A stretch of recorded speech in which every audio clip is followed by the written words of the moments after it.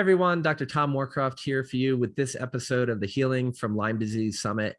And we have a super special treat today. We are talking to Dr. Emi Apigian, who is one of my bestest friends. And ever since I met Amy, I knew that we needed to get her in front of our Lyme community because she talks about, how life experiences are stored in your body, how it can potentially lead to susceptibility to infection, immune suppression, and other sort of breakdown of the body, that dis-ease that we always talk about. And she's really become the world's leading expert in how to be in your best state and to recover from this thing we call trauma. And I know that word we've all heard about, but she has this approach where we look at the biology of trauma and what it really means. So today we're going to be talking about the biology of trauma. We're going to dive into what that really means and the simple things that you can start to think about and do so that you can start to really ignite that self-healing mechanism within you so that you can live your best life. Dr. Amy, thanks so much for being here. Thank you, Dr. Tom. It's always good to be here and to talk with you. Yeah, I'm excited. I'm so honored that you take the time out of your super busy schedule to talk with us. And I purposely kind of leave out a lot of the bio reading because it's kind of like blah, blah, blah. I mean, I just know that you've got the great smile, you've got this amazing heart. And the thing that really gets you is your background's in addiction medicine. And it's one of these things where I feel like a concept that comes up in the Lyme community is some people try to say that our folks who are suffering are getting addicted to being sick and addicted to their label. And so they actually aren't sick. They're just a psychiatric person. So I don't think that that's true. I think there's a component that can be true, but I was just hoping that you could kind of tell us a little bit about your background and what got you really into trauma, and then kind of maybe riff a little bit on what's actually going on, because we don't all want to be sick, but sometimes we act like we do.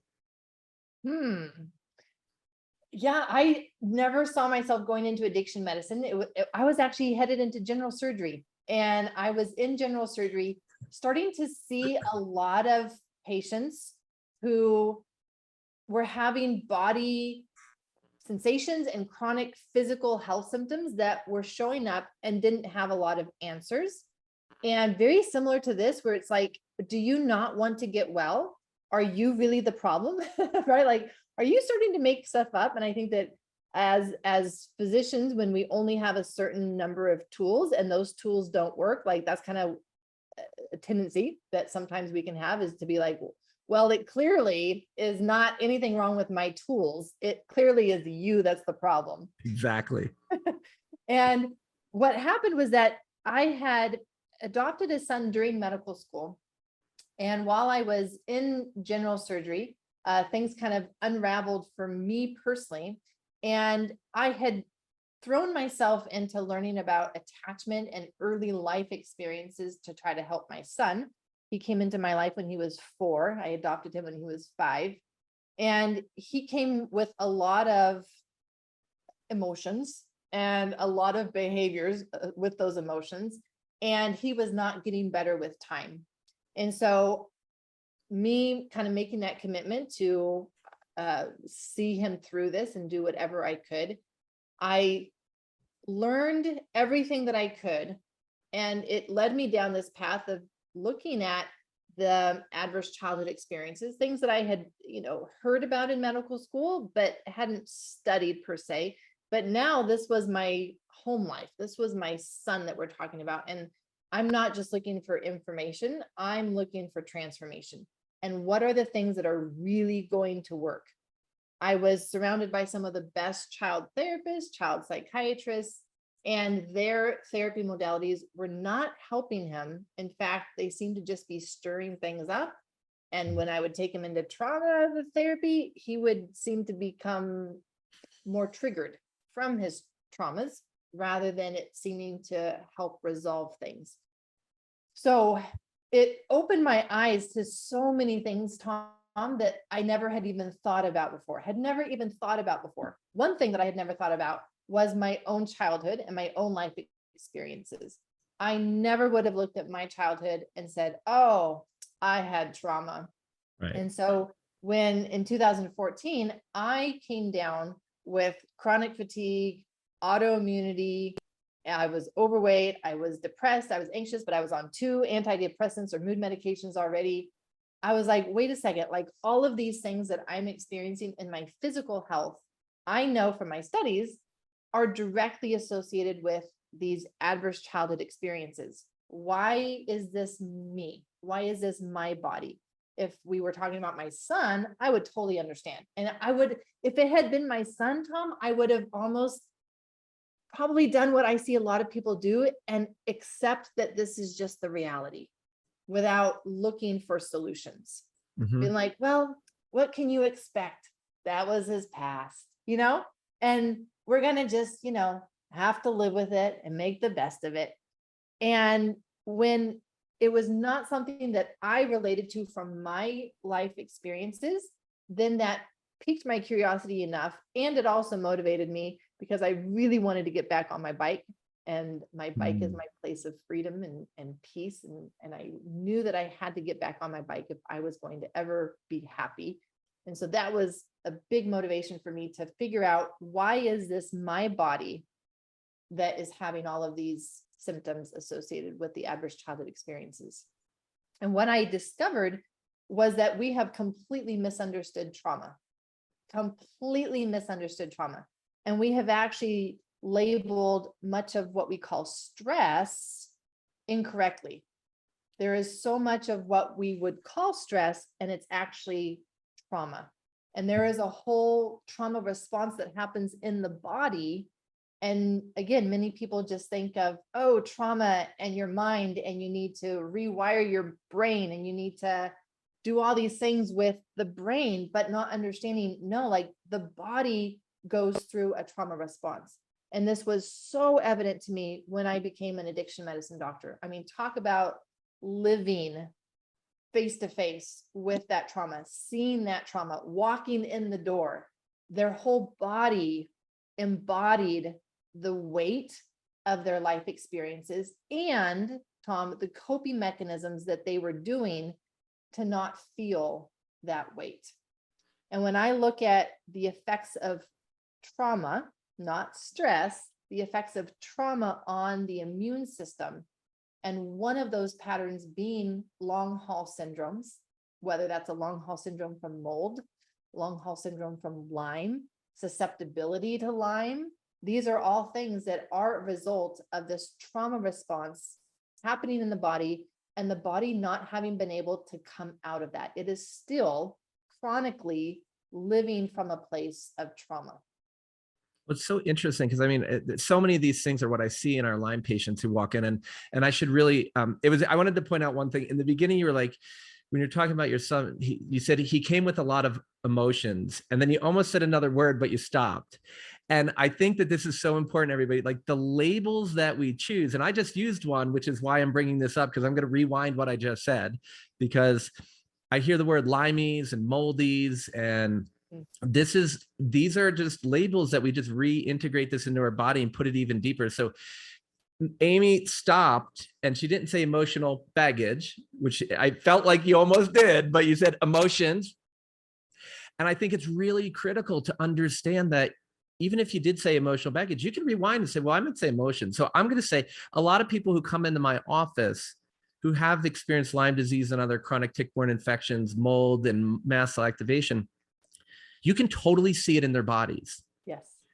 And I think that we all know this and we all say this every day. So I mean, this is like a totally different way, because a lot of people, the way I learned it in medical school was it's all super tutorial. It's all up in your brain. And essentially, like I would have diagnosed you with a medication deficiency about 15 years ago. I now know differently.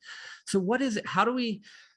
Why are we experiencing this so much in our body? And why am I numbing it with alcohol or drugs or escapism? Because one of the other things I find a lot in our patient population is they're not in their body, and people don't want to be in their body. They're like that. And that's part of the reason I think they don't heal, because they're like over here. And it's like any little Herxheimer, any little shift in symptoms triggers fear. There is so much fear when it comes to our own body and our own body's reactions. And that is especially true when it comes to the trauma response. There are a couple different names for the trauma response. One word is the freeze response. Another word is talking about the dorsal vagal response. But in essence, we're still all talking about the same thing, which is a process that might be helpful for people to understand as we talk about why they want to be disconnected from their bodies. And when we go into a stress response is actually a very high energy response.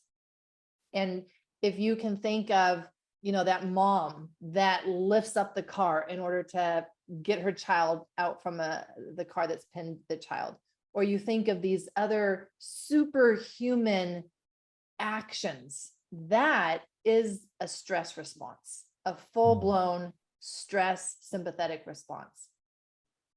And when the body decides that it cannot overcome that challenge, there is literally a switch that happens in our biology.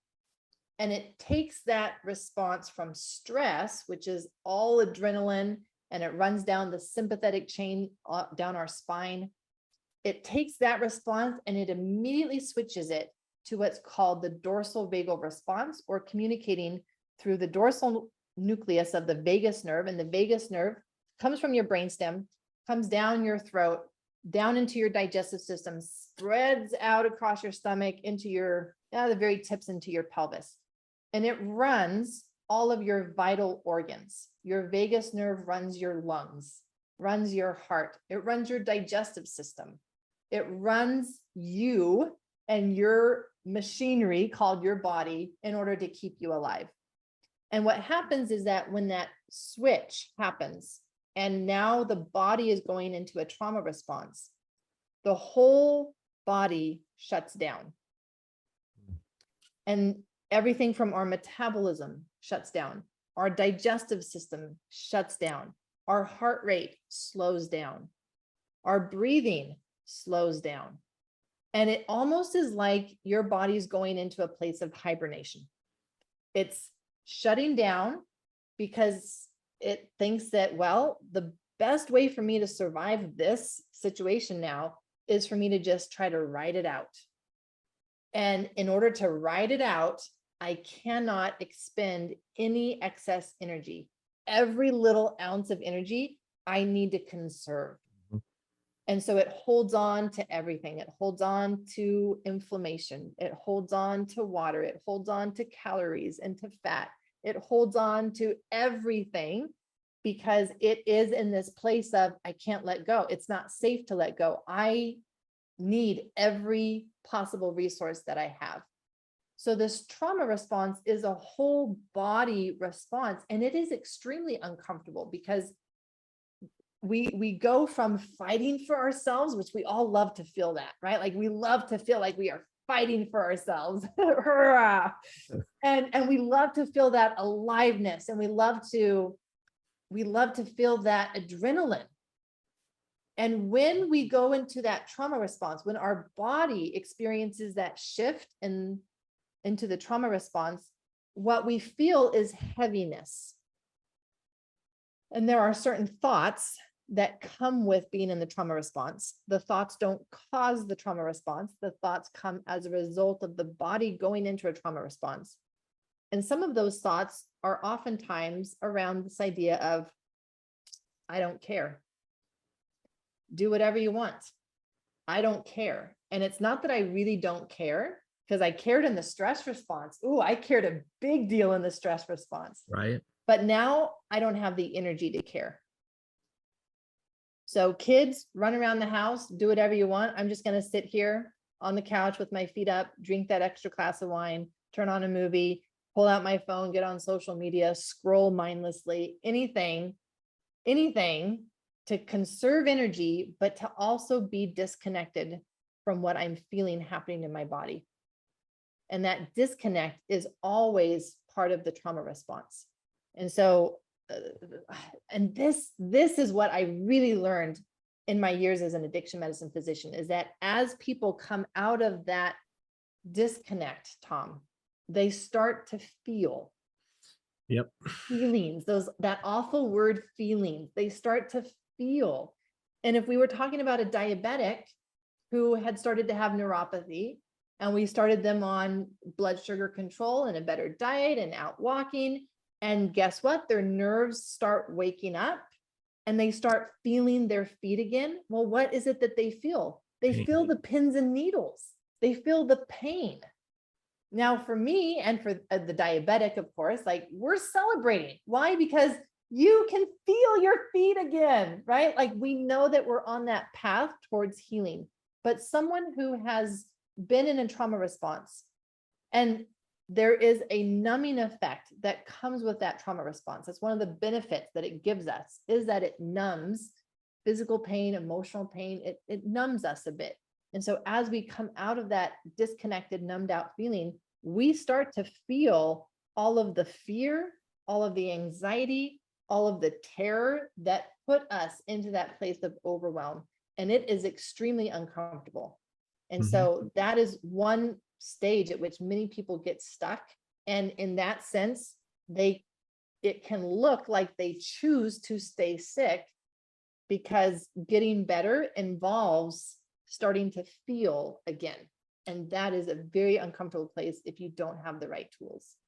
Well, that's so interesting because I see so many people, and we're talking the same language, sort of the whole dorsal vagal and the numbing and coming back to feeling. And it's like a lot of the folks that I work with and the people that I talk to in sort of the community that experiences some of these infections we're talking about in this summit are, it's like they start to get better, and then it's just almost like there's like a rubber band that snaps them right back, right? And it's like, and every time, and so I see it two main ways. One is to someone who doesn't understand it and experience it, they think they're in the illness mentality and they're like, oh, they just want to be sick, which is not usually true. And then the other side is my patients are very frustrated because they're like, I am doing everything I can, but it's like they have this, I think of it as a reflex protective mechanism where their reptilian brain kind of pulls them back because they don't feel safe. Exactly. So Tom, this is one of the coolest things and that I want to share with you. So I've designed a 21-day journey that I have started to have all of my patients go through. And then it was so successful that I opened it up online, and now anybody can go through this 21-day journey. And I have started to measure the change that happens. The biggest change that happens, 60% increase in the felt sense of safety. People who go through the 21-day journey experience a 60% increase in their internal felt sense of safety. Do you know what that results in? That results in them sleeping better. That results in their digestive system working better. That results in less anxiety. That results in all this long list of things, but it came as a result of my body actually for the first time feels safe. Most people coming in don't even know that they haven't felt safe. That's the crazy thing. They don't even know that they haven't felt safe. Well, I think the system just has us focus on the symptoms. They're just like, oh, like, and it's like, because we're looking for a pill. And I think, and maybe I'm going to go way out on the limb here, I think a lot of the reason the doctors aren't willing to go to that place to help you heal the way you really need to heal, which is to feel is because they don't want to feel their own crap.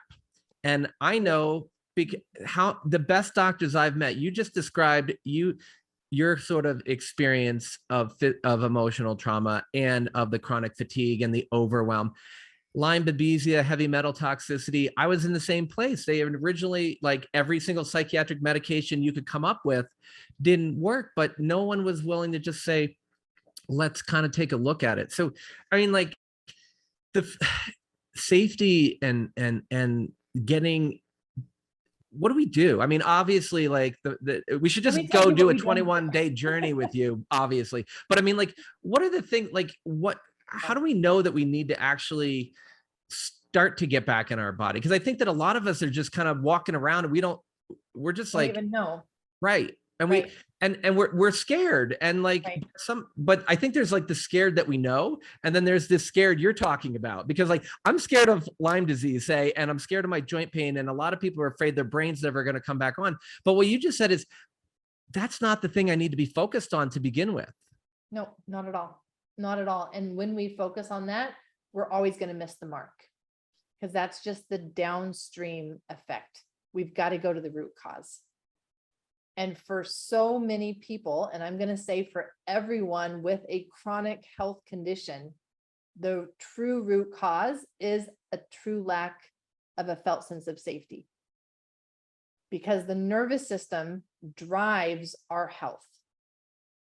And when our nervous system is in a great place, meaning that we actually feel safe in the world, we feel safe, we feel secure, we feel that someone's got our back, we know who we are, we're comfortable with who we are. When those things are in place and our nervous system is what's called in a parasympathetic state at the appropriate times, sometimes stress is appropriate, but when our nervous system has the health and flexibility, it will cause that ripple effect and it will have us in our best health. We won't even be susceptible to the things that we are exposed to, because my goodness, like we are exposed to so many things in the world, but it's not the exposure, it's the susceptibility, and that susceptibility is created by our own internal system. And so many people don't realize that safety is a body sensation. It's not something that you tell yourself with your mind. And this is where I see a lot of people doing the right things. They're doing the meditation, they're maybe even doing yoga, they may be doing affirmations or mantras or whatever it is, but it's not getting down to their body level, Tom. Right. And there are so many things that can stay as a head level, but they're not dropping down to the body. How would we know that it's not dropping down to the body? How would we know that the body itself is still in a chronic trauma response? By our health. There are 3 ways to know that the body is operating from a chronic trauma response. Our physical health is one of them. And anytime that you have chronic health conditions, autoimmunity, chronic pain, fibromyalgia, chronic fatigue, any long haul syndrome, all of those are clearly associated with a chronic trauma response. So when you are having symptoms of that, your body, that is one way you can know that this is what's playing out in your body. Whether you recognize it by your thoughts or again, looking for events in your life to try to explain why your body has a trauma response is not as helpful. It's just looking at what's going on in your body, because that is a clear indication. It's one of the ways that our body gives us this message of, hey, I'm operating from this place of trauma.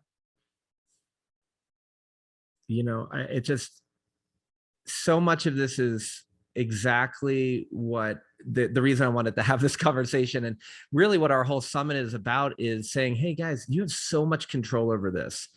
And it's like when we reach outside, I'm just thinking about how we're always, many people often, not always, but often are reaching outside for the newest gadget, the newest medicine, the newest doctor.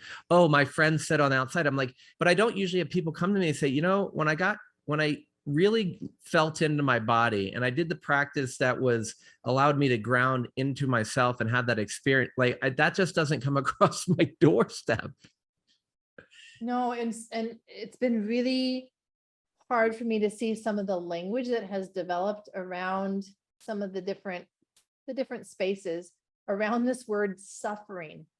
And even my physician colleagues will use that word, and they'll use it in their intake and assessment forms. What are you suffering with? And they'll use it as language. Oh, my patient suffers with this. And then the patients take that on. Oh, I suffer with, and then whatever symptom they want to fill in that space with. And I'm like, really? Do you really want to take that on? Because whatever you're taking on, like your body is embodying that. And when we use those kinds of words, it further deepens and ingrains this chronic trauma response that our body is in. So no, I don't think that we can just use our thoughts and come out of a chronic trauma response. That is not at all consistent with the science and the biology of what happens. Right. And whatever we are focusing on and the words that we are using and the actions that we're choosing to take or not to take, it will either be moving us toward the healing journey, or it will be further deepening our experience of a chronic trauma response in our body and actually making it harder for us to ever experience healing with whatever symptoms we're having. I think two big things come up for me. And again, go back to that label. I mean, there's so many, I mean, even if I leave out like, different infections and people putting monikers on themselves of what they are so they can be part of a community, which I do think that that's sort of, it's an interesting place to be, where I like in that chronic trauma response, and you get dorsal vagal and frozen, you tend to withdraw. So community can help you heal, and engaging in community is one way to potentially help you heal. But at the same time, if you go into a community where you all just label each other, but I see so much mental illness labels going on in society in general. Like, just like, I'm scrolling on something like if any of my friends know that, like, if you send me, and if you send me a Facebook message, it might be a month and a half before I even know it's there. But I know so many people are doing the scroll, and it's like, I'm just comparing myself to a snapshot of a picture that's been doctored of somebody else, or, it's like, and we all label, there's so much labeling going on these days. And every kid I know has ADHD and bipolar and this and that and that and that. I'm like, the label bothers me because, like you just highlighted, it becomes a vibrational reality, and it physically happens. But so I can take my emotional state and change my physicality, like, is what we've kind of been talking about. But what's the role of physical trauma in creating emotional trauma? Or because a lot of people listening have actual infections, right? So I don't want to like pretend that we're saying, because Amy just highlighted, we're not saying mind over matter. It's like, no, because that's where I think a lot of the mindset things get missed, is there's not that direct experience. But what about when I actually have a physical thing? I feel fine, which is what happened in my life. So maybe we can use me as an example. I'll go on the chopping block, but I felt fine. And then I got found by my boss staring at a wall, drooling on myself. And when I kind of went to the doctor, I'm like, well, actually, my whole body hurts and I can't think and I have no energy. And so he treated me for Lyme because I had a rash. And over 10 days, I got better. And over the next 8 years, I was a complete disaster. I had chronic fatigue, fibromyalgia, bipolar, everything under the sun, ADHD. It just all kept changing until I got a diagnosis. But I felt, and yes, I had trauma before that, but I walked in and I got sick and I got partially treated. So what happens when I physically have something? How can I be a person who's physically injured or infected, and maybe not get into this cycle? So let me share with you the definition of trauma. Trauma, the trauma response that we're talking about in the body, that trauma is anything that for any reason overwhelmed our body at that time. And so going into anything, we can look at, well, how healthy is my system? What's the burden that my system is carrying for other things? Do I already have nutritional deficiencies or excesses? Do I already have food sensitivities? Do I already have? Because that will increase your chances of that exposure being what breaks your body. Mm-hmm. So again, the trauma response does not have to be emotional, does not have to be psychological. It can be an infection. And in fact, when we get the flu, as an example, our body naturally goes into a trauma response. You feel achy, you feel heavy, you feel depressed. Like, that's the trauma response. And so the trauma response is not bad.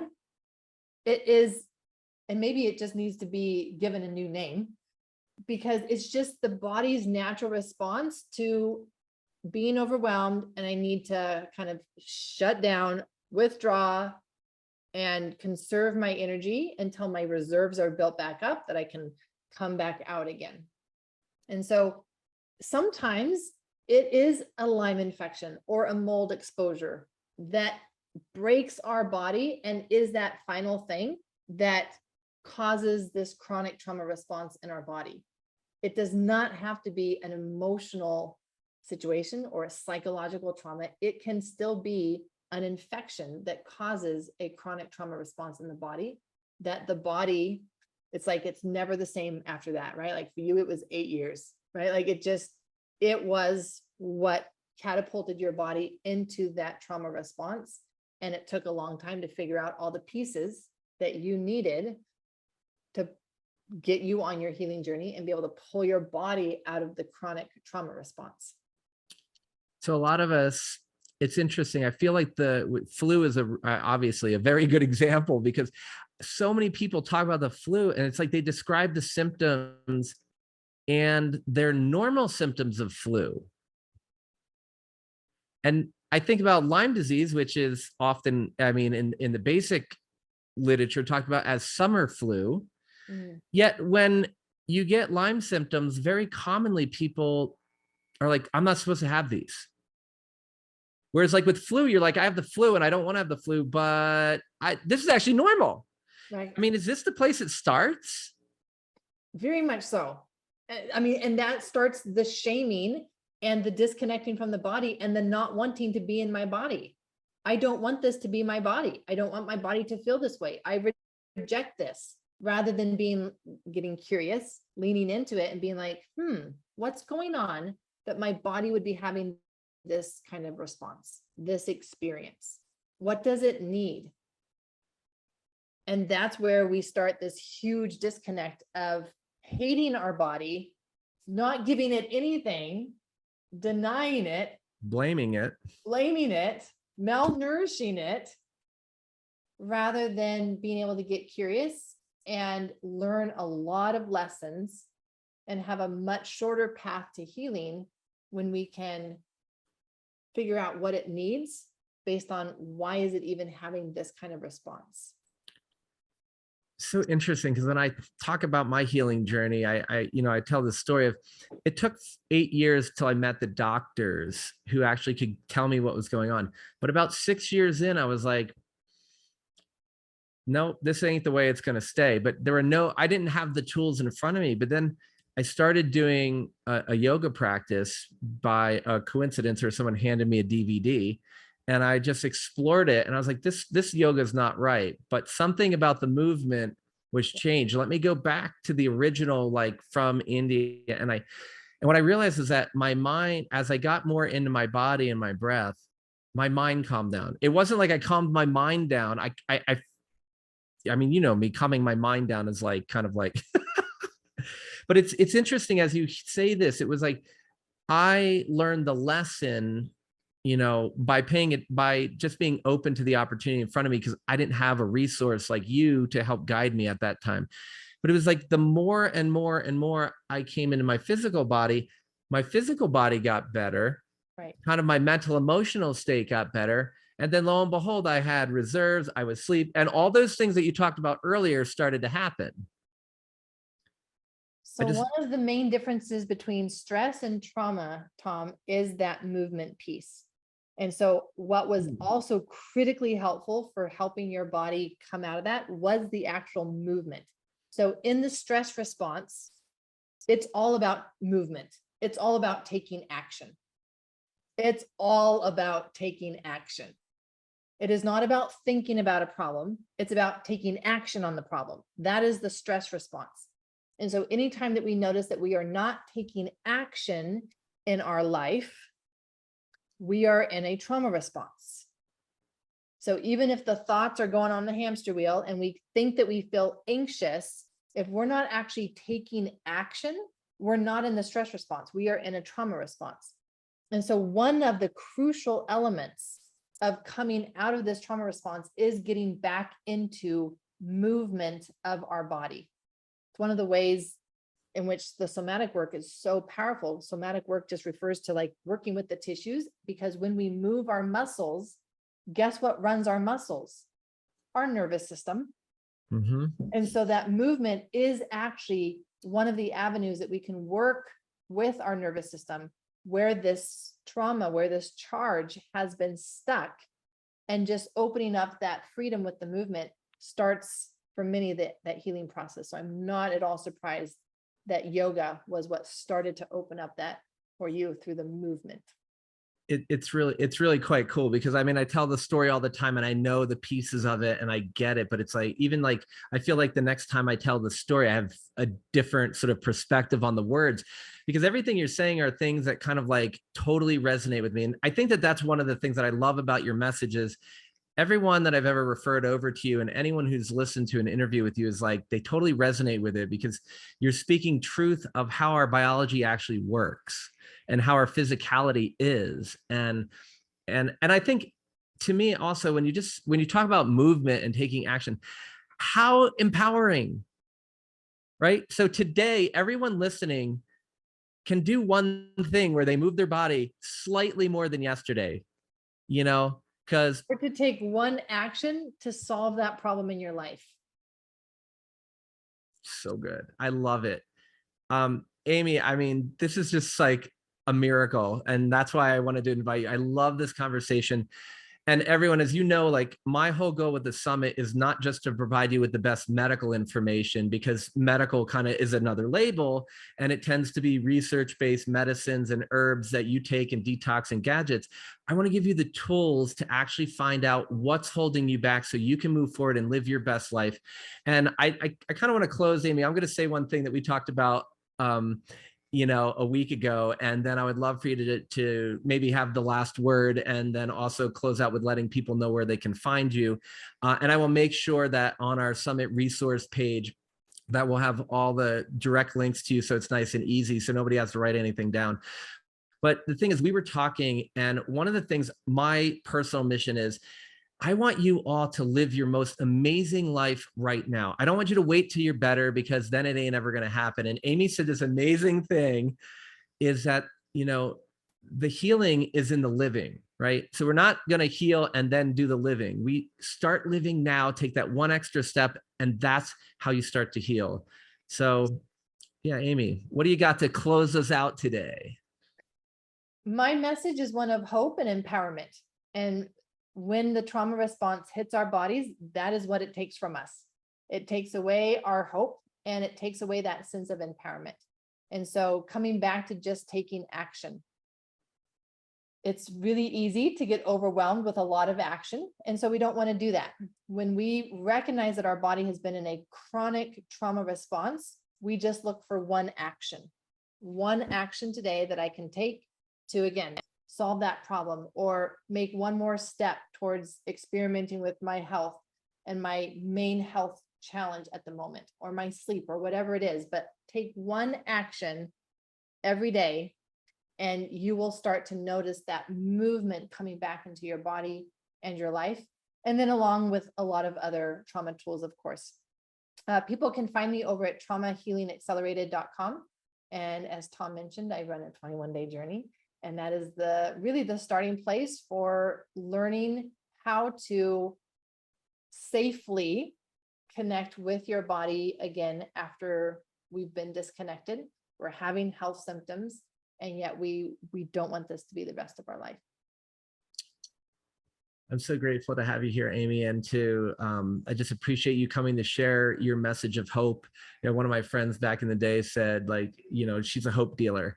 And I know you're a hope dealer and an empowerment dealer. And I mean, we need a lot more of you. And so thank you for being here to share this message of hope. And there really is so much hope for healing, guys. I mean, this is how everybody that I've seen really makes a huge change in their life, is that they learn to believe in themselves again, safely get back into their body, as Dr. Amy was telling us about. And yeah, take that one action that helps you move closer to your healing goal, and you'll start to really, you'll really see it kind of supercharge your healing once you just make that habit of one more thing for yourself each day. So Dr. Emi Apighian, traumahealingaccelerated.com. Love you so much. And everyone, lots of love to all of you. Lots of well wishes for healing. And I'm Dr. Tom Moorcroft. We will see you in the next episode of the Healing from Lyme Disease Summit. Thanks for joining us.